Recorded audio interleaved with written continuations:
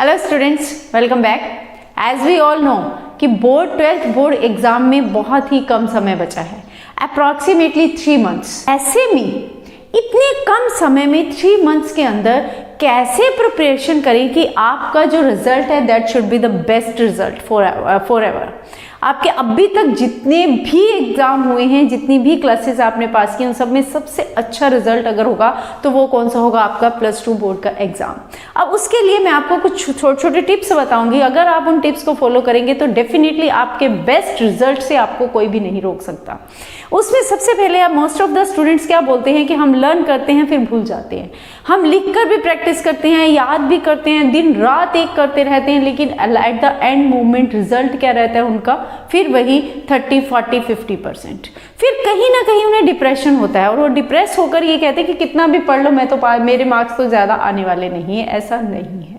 उनकी वो मेहनत करते हैं but they don't know the right path कि उनको सही तरीका क्या है हार्डवर्क करने का, सही तरीका क्या है जिससे कि वो जितना समय दे रहे हैं उसमें मैक्सिमम जो है वो अचीव कर पाएं। तो आज इस वीडियो में मैं आपको वही छोटे छोटे कुछ टिप्स हैं, अगर आप उन चीज़ों का ध्यान रखेंगे तो कोई भी आपको बेस्ट रिजल्ट लाने से नहीं रोक पाएगा, बेस्ट मार्क्स ऑब्टेन करने से आपको नहीं रोक सकता। सबसे पहला क्या है, जब भी आप पढ़ने, क्योंकि 3 मंथ्स है तो सबसे पहले अगर आपने अभी तक अपनी स्टडी की शुरुआत नहीं की है, अभी तक आप रिलैक्स है, may be most of the students जो रिलैक्स रहते हैं एग्जाम के नज़दीक उन्हें टेंशन होनी शुरू हो जाती है कि अब क्या करें। तो ऐसे में सबसे पहले आप ये देखिए, अपनी प्लानिंग कीजिए। प्लानिंग में क्या होगा? प्लानिंग में आपको टाइम टेबल बनाना पड़ेगा। टाइम टेबल बनाइए कि इतने से इतने मुझे ये करना है, इतने से इतने ये। नेक्स्ट वीडियो में आई विल टेल यू कि आप अपना बेस्ट टाइम टेबल भी कैसे बना सकते हैं। अब टाइम टेबल बनाते हुए एक चीज़ ध्यान रखिएगा कि जब भी आप इस चीज़ की शुरुआत करें, don't count the topic left, don't count the hours left, क्योंकि मोस्टली बच्चे टेंशन में आकर ये सोचते हैं अब तो 3 महीने रह गए, इतने से कम समय में हम किस तरीके से तैयारी करेंगे। आप ये मत सोचिए, आप ये सोचिए कि आपका टोटल सिलेबस कितना है, कितने टॉपिक्स हैं जो आपको भी अच्छे से प्रिपेयर करने हैं, राइट। सेकेंड थिंग, इसके अलावा अगर हम बात करें सोशल मीडिया की, कि most of the parents, society में टीचर्स, एवरीवन इज सेइंग कि mobile that is the most distractive as other say. मेरी नज़र में वो डिस्ट्रैक्टिव नहीं है, लेकिन सब लोगों का ये मानना है कि डिस्ट्रैक्शन का अगर सबसे बड़ा सोर्स है तो दैट इज द मोबाइल। अब मोबाइल को हम डिस्ट्रैक्शन का सोर्स नहीं मान सकते, वो डिपेंड करता है आपके ऊपर, उसके लिए क्या ज़रूरी है।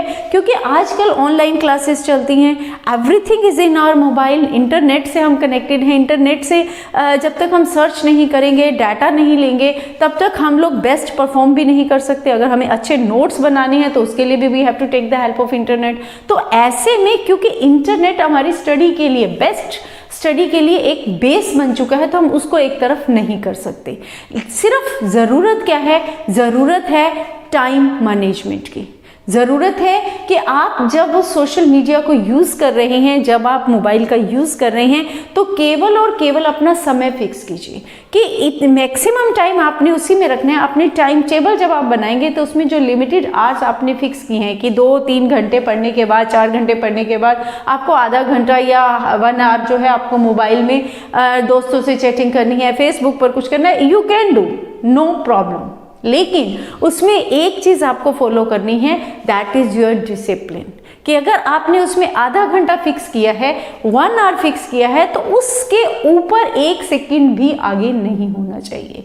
और जब आपको लगे कि आपने मोबाइल से, नेट से जो सर्च करना था वो सारा मैटर आप सर्च कर चुके हैं, now there is no need of that mobile, तो उस समय में पढ़ते हुए उस मोबाइल को अपने पास मत रखिए, उसे अपने पेरेंट्स को दे दीजिए, कहीं बाहर रख दीजिए, छुपा दीजिए, स्विच ऑफ कर दीजिए, कुछ भी कीजिए कि जिससे कि आपका ध्यान उस मोबाइल की तरफ ना जाए, right. Only that thing you have to do. तो अगर आप अपने पे कंट्रोल कर लेंगे, अगर आप ये मान लेंगे कि सिर्फ उसी समय में ही हमें देखना है, उसके बाद नहीं देखना, तो ये मोबाइल, यकीन मानिए, सोशल मीडिया आपके लिए डिस्ट्रैक्शन का सोर्स ना रहकर एक यूजफुल इंफॉर्मेशन का सोर्स बन जाएगा। अगर मैं डिस्ट्रैक्शन की बात करूं तो डिस्ट्रैक्शन में 2 चीज़ें हैं, मेनली 2 दीवारें हैं, 2 वॉल्स हैं जो आपको ज़्यादा परेशान करती हैं। वो क्या है? एक तो दूसरे लोगों की बातें और एक आपकी खुद की बातें जो आप दूसरों से सुनकर उनकी बातों के आधार पर आप अपने अंदर बिठा लेते हैं।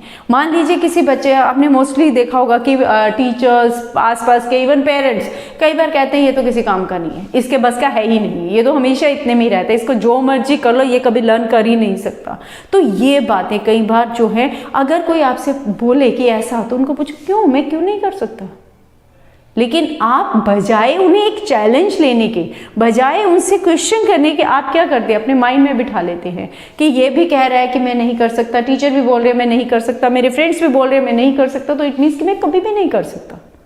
तो वो जो चीज़ है ना, आपको ये चीज़ खत्म करनी है। ये आपका मेन डिस्ट्रैक्शन का तरीका वो है, यू कैन से कि फैक्टर है, जिससे कि आप डिस्ट्रैक्ट होते हैं। आप जब भी पढ़ने बैठते हैं, मेहनत करते हैं, अपने आप को पूरा उसमें डुबोने की कोशिश करते हैं, तो इमीडिएटली आपको रियलाइज होने लगता है कि नहीं, मेरे बस का तो है ही नहीं, इसको निकाल दीजिए। Be positive, right. इसके अलावा अगला काम जो आपको करना है, that is notes and flash cards. अब फ्लैश कार्ड्स, नोट्स क्या है, आप जितने नोट्स बनाएंगे, जितना लिखेंगे, तो आप यकीन मानिए उतना ही वो कंसेप्ट आपको क्लियर होता जाएगा।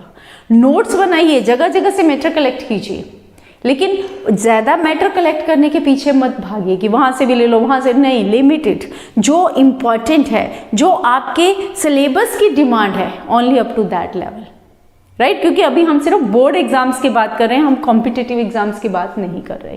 तो उसके बाद नोट्स बनाने के बाद make your flash cards. Flash cards क्या होते हैं? फ्लैश कार्ड्स में आपको केवल टॉपिक की हेडिंग्स लिखनी है।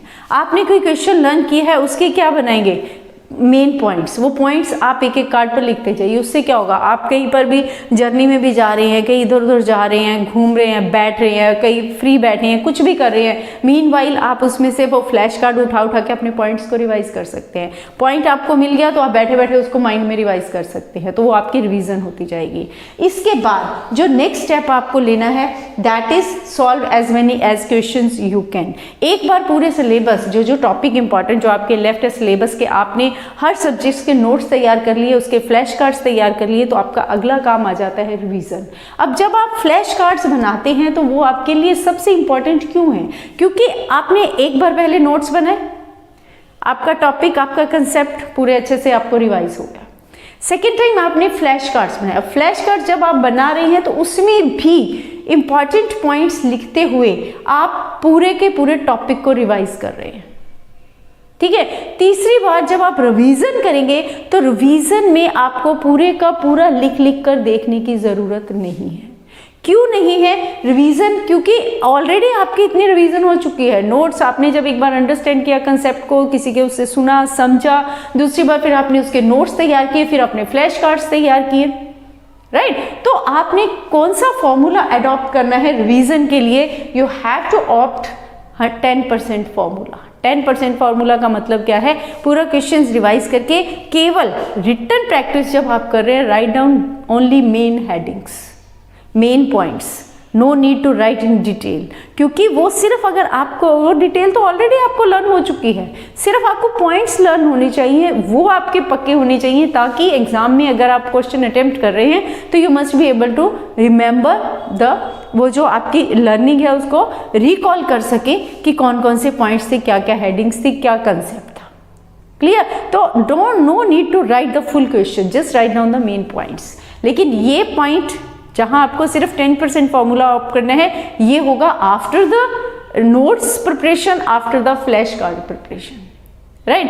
फिर जो last but not the least, very very important, ये जितने भी पॉइंट्स हमने ऊपर बात की है, चाहे फ्लैश कार्ड्स की है, चाहे नोट्स की है, चाहे 10% फॉर्मूला की है, चाहे सोशल मीडिया की, किसी भी चीज़ की जो भी हमने बात की, इन सब में ये सब बेकार हैं अगर आप पॉजिटिव नहीं रहते। तो सबसे मेन इंपॉर्टेंट है बी सुपर पॉजिटिव। हमेशा सुपर पॉजिटिव रहिए। आपके माइंड में जब भी ये बात आने लगे कि नहीं मैं नहीं कर सकता, अपने को समझाइए मैं कर सकता हूँ, मुझसे बेस्ट कोई है ही नहीं। दिन में 4, 5, 10 बार जब भी उठते बैठते अपने माइंड में एक वर्ड हमेशा गूंजता रहे आपके, I am the best, I can do everything, मुझसे आगे कोई नहीं निकल सकता। इससे भी ज़्यादा आप कर सकते हो अगर इस चीज़ को अपने माइंड में बिठाना चाहते हैं। जो आपकी स्टडी टेबल है उसके ऊपर एक स्लिप पर बड़ा बड़ा लिख कर लगा दीजिए, I can do, I must do, देखिए आते जाते आप उसे पढ़ेंगे तो बट नेचुरल है, एक शब्द जब बार बार बार बार आप उसको पढ़ेंगे आप में पॉजिटिविटी इंक्रीज होगी। पॉजिटिविटी इंक्रीज होगी तो वो पॉजिटिविटी आपको एक बेस्ट एनर्जी प्रोवाइड करेगी जो हेल्पफुल होगी आपका बेस्ट रिजल्ट लेने में, बेस्ट स्कोर ऑब्टेन करने में। That's all about this. तो आप इन पॉइंट्स को, इन छोटे छोटे टिप्स को एक बार ऑप्ट करके देखिए, एक बार इनको अपना कर देखिए। It's my guarantee that 100% you will score best. अगर आपके अब तक 30, 40, 50% मार्क्स आते रहे हैं तो इस बार definitely you will get more than 90% marks. ऐसा भी हो सकता है कि कुछ बच्चे 100% भी स्कोर कर ले। And hope you all will follow these tips and do your best. All the best.